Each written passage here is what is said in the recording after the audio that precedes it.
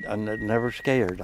Well, when it got the last day in that last foxhole, and I thought that we weren't going anywhere, I thought maybe the Germans would be coming. We didn't know where they were coming from because we were surrounded. If you thought about it, you got a little bit scary. But other than that, we hadn't really been in combat, I guess, to be scared, you know.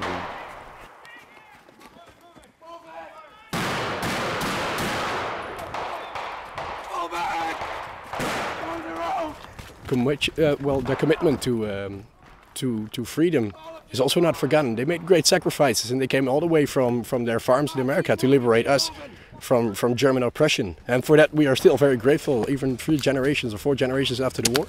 And we want to make sure that that's not forgotten. And this is our way to keep remembering them.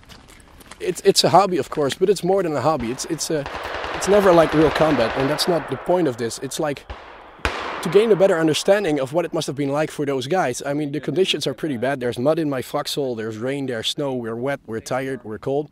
And that's more like what they experienced. And it's like you can read in a book about a guy sitting in a foxhole, but unless you have had the experience to sit in a foxhole in the pouring rain, waiting for some German attack, then you gain a better understanding of what it must have been like and how tough it must have been for those guys, because they did it for months on end, and we just do it for like a weekend or 3 days.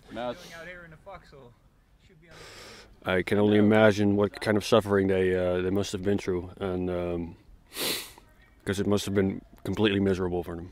And I got the highest respect for these guys, and I hope also to honor them by doing this and keeping their memory alive, and just to let people know that there was a war with a lot of young people that were sent over here, and they laid their lives over here. So that's why I mainly do this.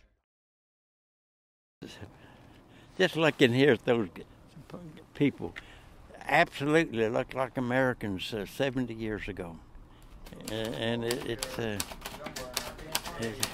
amazing. It's amazing.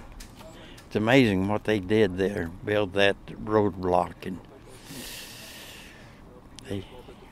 they would have been good soldiers during World War II. They would have. I'll never forget this.